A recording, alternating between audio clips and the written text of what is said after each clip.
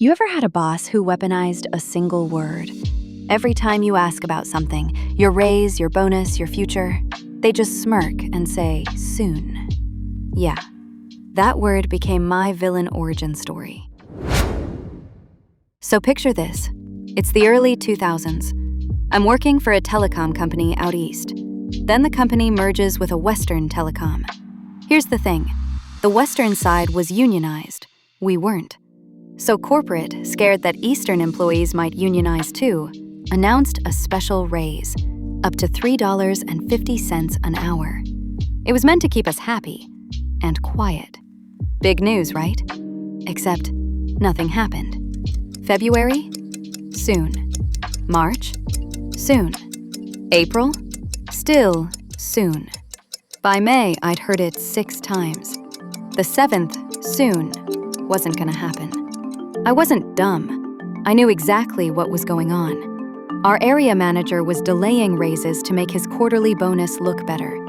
Classic middle management greed. So I started keeping receipts.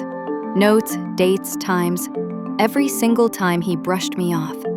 I called around to other stores, and sure enough, they'd all gotten their raises back in February or March. Meanwhile, this guy was bragging nonstop about his cottage up in Muskoka. Leaving early Friday, he'd say, like it was his personal victory speech. So I wrote a 4-page letter, professional, polite, nuclear, and I waited for the right moment. Friday, right before the May long weekend. That morning, I asked him again. He gave me the same smirk. Soon. That was it. He left for Muskoka around noon. At 4 p.m., I opened my email, took a deep breath, and sent that 4-page letter straight to the president and the CEO. Subject line, concerning delayed wage adjustments. He'd ignored me for months, so I went straight to the top.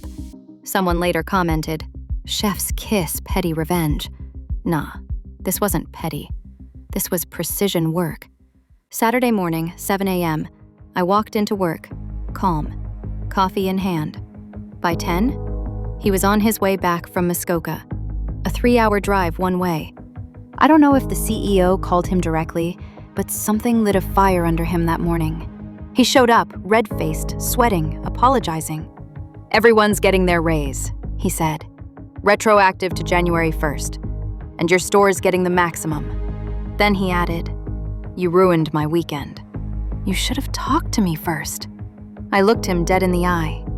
I'd be happy to forward you the email that lists every date and time I did talk to you. He froze.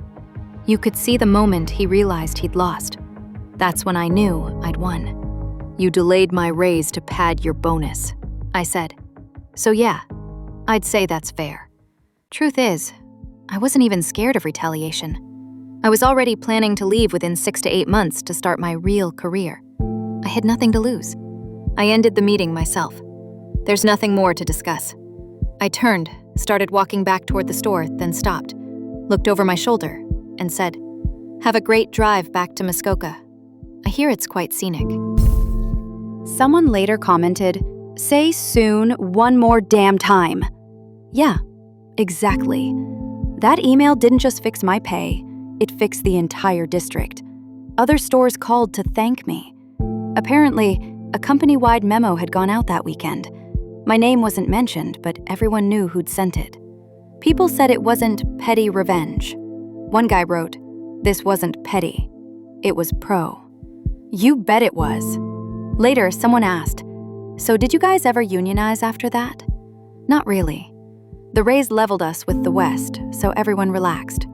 Even part-timers had benefits, stock options, and RRSP matching. That's the Canadian version of a 401k. We had it all.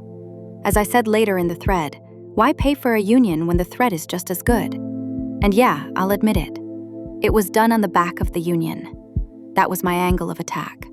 One email, one word, and one weekend, completely destroyed. Tell me, how many soons would you take before hitting send?